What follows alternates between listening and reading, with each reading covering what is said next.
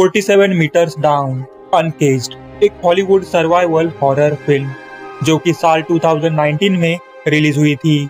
इस मूवी की IMDb rating 5 out of 10 है। इस फ्रेंचाइजी की पहली फिल्म भी हमने एक्सप्लेन कर रखी है। आप उस वीडियो को चैनल पे चेकआउट कर सकते हैं।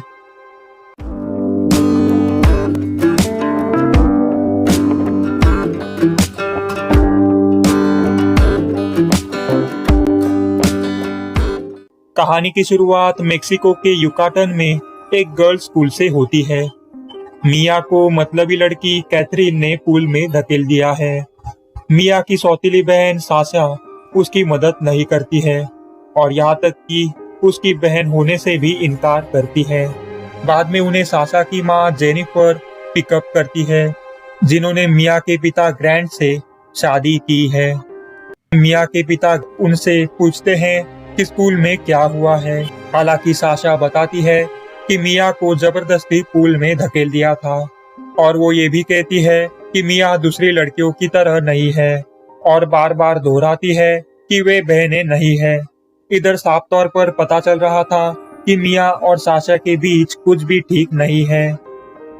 फिर आगे खाने के दौरान उनके पिता मिया को शार्क का दांत दिखाते हैं जो उन्हें केव डाइविंग के एक्सपीडिशन के दौरान मिला था और उस दांत को मिया को दे देते हैं क्योंकि मिया इस तरह की खोजों में इंटरेस्ट जताती है। वे साशा और मिया के लिए ग्रेट व्हाइट शार्क देखने के लिए बोट राइडिंग का प्लान बनाते हैं। उन्हें उम्मीद है कि इस प्लान से दोनों एक दूसरे के करीब आ जाएंगी, पर साशा उधर जाने के लिए खुश नहीं होती क्योंकि वो उसके दोस्तों के साथ कहीं और घूमने का प्लान बना रही थी। फिर अगले सीन में उनके पिता और उनके दो असिस्टेंट बेन और कार्ल साशा और मिया को बोट राइडिंग करने की जगह पर ड्रॉप कर देते हैं क्योंकि उन्हें पास में किसी केव डाइविंग एक्सपीडिशन पर जाना है। वहां मिया ये देखकर चौंक जाती है कि कैथरीन वहां अपने दोस्तों के साथ मौजूद है। वो भी इस बोट राइडिंग के लिए आई है। तभी साशा के दोस्त एलेक्सा और निकोल कार से वहां आती हैं और वे साशा को अपने साथ एक सीक्रेट जगह पर जाने के लिए इनवाइट करती हैं। साशा अनविलिंगली मिया को साथ आने के लिए मना लेती है क्योंकि वो जानती है कि मिया कैथरीन के साथ फंसने के बजाय वो कहीं भी रहना पसंद करेगी। फिर मिया और साशा एलेक्सा के कार में बैठकर निकलती है। थोड़ी देर बाद वे उस जगह पर पहुंच जाती है। बाद में थोड़ा चलने के बाद वे चारों एक गुफा के पास पहुंचती है और लगून में कूद जाती हैं। वहां स्विमिंग करके वे एक साथ मजेदार समय बिताती है। मिया वास्तव में साशा और उसके दोस्तों के साथ एंजॉय करना शुरू कर देती है। एलेक्सा ने खुलासा किया कि यहाँ पानी के नीचे मायान शहर का एंट्रेंस है, जहाँ साशा और मिया के पिता ग्रैंड और उनके दो असिस्टेंट कार्ल और एलेक्सा का बॉयफ्रेंड बेन अगले हफ्ते के लिए आर्कियोलॉजिस्ट के टीम की यात्रा की तैयारी के लिए काम कर रहे हैं। स्कूबा गियर ढूंढने के बाद निकोल ने सबको उस मायान शहर में डाइविंग करने के लिए राजी किया। वे गुफा में टनल से तैर कर जाती हैं और वहां उन्हें कई पुरानी नक्शी और साथ ही कई कंकाल भी मिलते हैं और आखिरकार एक सैक्रिफिशियल चेम्बर में पहुंचती है जिधर पहले इंसानों को बलि दे दिया जाता था। वहां निकोल एक अंधीर मैक्सिकन टेट्राफिश को पास में तैरते हुए देखती है।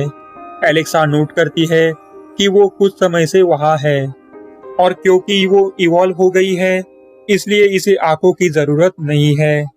टेट्रा निकोल की ओर तैरती है और जब वो फिश चिल्लाती है तो निकोल को डरा देती है, जिससे निकोल खंभों से टकरा जाती है और उनमें हंगामा मच जाता है, जिससे लड़कियां अलग हो जाती है। मिया और एलेक्सा एक दूसरे को ढूंढते हैं और फिर वे बेन से मिलती है, जिसका मतलब है कि कार्ल और ग्रैंड ज्यादा दूर नहीं है। तभी एक शार्क बाहर आती है और बेन को मार देती है, जिससे एलेक्सा और मिया वहां से भाग जाती है। वे फिर से साशा और निकोल से मिलती है और वे उन्हें शार्क के बारे में बताती है। तभी शार्क उन पर हमला करती है, लेकिन वो शार्क अंधी है, इसलिए वो उन्हें ढूंढने के लिए अपनी हियरिंग सेंसेस का उपयोग करती है। इसी का फायदा उठाकर वे सब शार्क से दूर भागने में सफल हो जाती हैं और उसी टनल से बाहर जाने की कोशिश करती है जहां से वो अंदर आई थी। पर शार्क उनका पीछा करती है और उस टनल से टकराने लगती है, जिससे बाहर जाने का रास्ता एक बड़े से पत्थर से ब्लॉक हो जाता है। फिर शार्क उस टनल से दूर चली जाती है। तब मिया कहती है कि जब बेन उन्हें मिला था तब वो गाइडलाइन जो कि एक रस्सी है उसका इस्तेमाल कर रहा था ताकि वो इस गुफा में रास्ता भटक ना जाए। तो मिया सुझाव देती है कि उन्हें उस रस्सी को फॉलो करना होगा। वो रस्सी उन्हें ग्रांट और कार्ल के पास पहुंचा सकती है जहां वे काम कर रहे हैं। वे चारों उसी रस्सी को फॉलो करती हैं और आगे वे देखती हैं कि वो रस्सी टूट गई है। इसके बावजूद वे इस बात को ध्यान में रखते हुए आगे तैरना जारी रखती है कि उनके टैंक्स में ऑक्सीजन कम हो रही है। शार्क फिर से उनके पास से गुजरती है तो ये सब नीचे छुप जाती है, पर अनलकीली साशा के ऑक्सीजन टैंक में ऑक्सीजन 25% से भी कम हो जाती है, जिससे उस स्कूबा गियर का इमरजेंसी अलार्म बजता है। उस अलार्म की आवाज सुनकर वो शार्क उनकी तरफ आने लगती है, इसलिए उन्हें सुरक्षा के लिए एक पतले रास्ते में जाना पड़ता है और वे उस रास्ते के एंट्रेंस को ब्लॉक करती है ताकि शार्क अंदर ना आ पाए। वे उनकी अगली स्टेप क्या होगी इसके बारे में सोचते हुए इस पतले रास्ते से आगे बढ़ती है और ऊपर उन्हें थोड़ी सांस लेने के लिए एयर पॉकेट की जगह मिल जाती है। उन्हें वहां कुछ म्यूजिक सुनाई देता है। मिया को लगता है कि उसके पिता वही आसपास कहीं काम कर रहे हैं, इसलिए वो अकेली नीचे जाकर उन्हें ढूंढने का तय करती है क्योंकि उसके पास बाकी सब के मुकाबले ज्यादा ऑक्सीजन बची है और वो म्यूजिक को सुनते हुए आगे बढ़ती है। दूसरी तरफ हम देखते हैं कि कार्ल म्यूजिक सुनते सुनते वेल्डिंग कर रहा है और म्यूजिक के आवाज से शार्क उसकी तरफ आती है। अनफॉर्चुनेटली वो शार्क को नहीं देख पाता और शार्क उसे भी मार डालती है। तब उधर एक इमरजेंसी अलार्म बजने लगता है। उसी दौरान एयर पॉकेट में मिया को नीचे गए हुए काफी देर हो गई थी, तो एलेक्सा, निकोल और साशा मिया को ढूंढने का डिसाइड करती हैं। मिया म्यूजिक को फॉलो करके कार्ल जिस जगह पर काम कर रहा था उधर आती है। तभी कार्ल की डेड बॉडी उसके सामने आ जाती है। वो बहुत डर जाती है। तभी शार्क मिया पर हमला करने आती है, पर उसके पिता उसे बचाते हैं। मिया उनको सब कुछ बताती है कि उनके साथ क्या क्या हुआ है और दोनों बाकी लड़कियों को खोजने एक साथ आगे बढ़ते हैं। उन पर शार्क फिर से हमला करती है। तभी बाकी की लड़कियां वहां मिले हुए बेल्स को अलग अलग खंभों पर पीटती है, जिसकी आवाज से शार्क डिस्ट्रैक्ट हो जाती है, जिससे मिया और उसके पिता की जान बच पाती है। आगे वे पांचों गुफा की सरफेस पर पहुंचते हैं और शार्क को डराने के लिए अलार्म का उपयोग करते हैं। ग्रांट उनके बाहर चढ़ने के लिए ऊपर एक हार्नेस की ओर इशारा करते हैं। एलेक्सा पहले चढ़ना शुरू करती है, तभी शार्क उनके ठीक नीचे आ जाती है, जिससे निकोल काफी घबरा जाती है और एलेक्सा से आगे चढ़ने की कोशिश करने के लिए हार्नेस पर कूद जाती है। उनके कंबाइंड वजन से हार्नेस ढीला होने लगता है और हार्नेस के साथ एलेक्सा वापस पानी में गिर जाती है। हालांकि निकोल ऊपर एंट्रेंस पे लटक जाती है, पर ऊपर चढ़ने की कोशिश में वो गलती से एक ढीली चट्टान पकड़ लेती है, जिससे उसकी पकड़ छूट जाती है और वो तेजी से वापस पानी में गिर जाती है। ज्यादा ऊंचाई से गिरने की वजह से वो पानी के सरफेस से काफी नीचे चली जाती है और दो शार्क उसे खा जाती है। फिर ग्रैंड बताते हैं कि उनके पास इधर से निकलने का एकमात्र रास्ता ये है कि एक और एग्जिट खोजने के लिए उन्हें और भी गहराई में वापस तैरना है, जिसके लिए उनको करंट का भी सामना करना पड़ सकता है।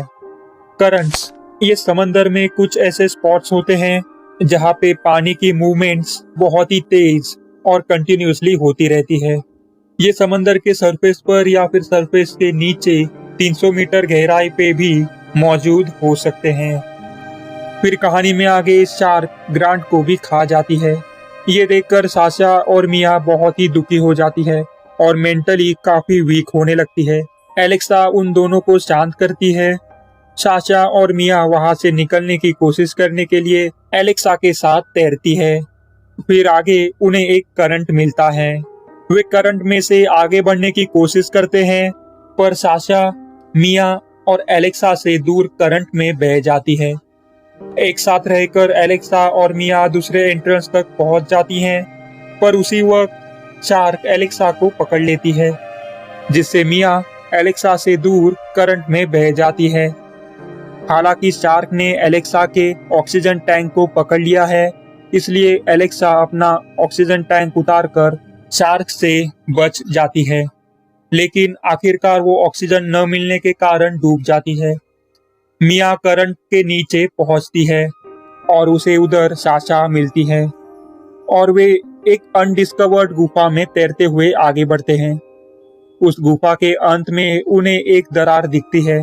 तभी एक शार्क उधर आ जाती है और उन पर हमला करती है। वे उस दरार में घुस जाती है और उधर से गुफा और ज्यादा पतली होने लगती है, जिससे वे उधर फंस जाती है और आगे बढ़ने के लिए उन्हें अपने अब खाली हो चुके ऑक्सीजन टैंक्स को छोड़ना पड़ता है और वे तैरकर गुफा से बाहर समंदर के सरफेस पर आ जाती हैं।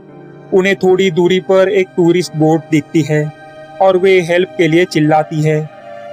तभी यहाँ हमें पता चलता है कि ये वही बोट है जिस पर पहले ये दोनों शार्क को देखने के लिए जाने वाली थी।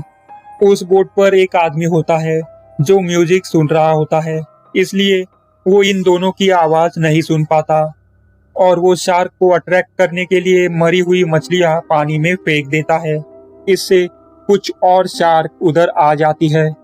मिया और साशा उस बोट की ओर तैरती है और टूरिस्ट का ध्यान उनकी तरफ खींचने के लिए बोट के शीशे पर टकराती है। तभी उन्हें बोट के अंदर से कैथरीन और बाकी के टूरिस्ट देख लेते हैं और वे क्रू को अलर्ट करने के लिए दौड़ते हैं। जब मिया बोट पर चढ़ती है, साशा को एक शार्क पकड़ लेती है। मिया वापस पानी में कूदती है और फ्लेयर गन से शार्क पर गोली चलाकर साशा को शार्क से छुड़ाती है। जैसे ही वे वापस बोट पर चढ़ रही होती है, तभी मिया को दूसरी शार्क पानी में खींच लेती है।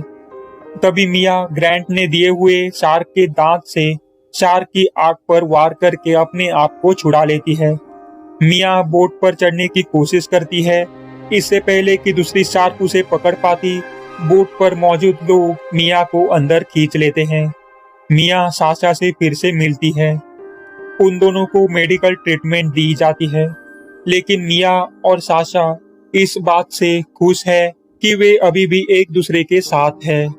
हालांकि कैथरीन अभी भी उस बोट पर मौजूद थी। इससे हम समझ सकते हैं कि मिया और साशा कुछ ही घंटों के लिए वहां अंडर वाटर गुफा में फंसी हुई थी। कैथरीन को ये समझ में नहीं आ रहा है कि पिछले कुछ घंटों में मिया और साशा के साथ क्या हुआ है, लेकिन उसके चेहरे के भाव से पता चलता है कि वो शायद मिया की हिम्मत देखकर इस बात पर पुनर्विचार कर रही है कि उसने पहले मिया के साथ कैसा व्यवहार किया था। और इधर ये फिल्म खत्म हो जाती है।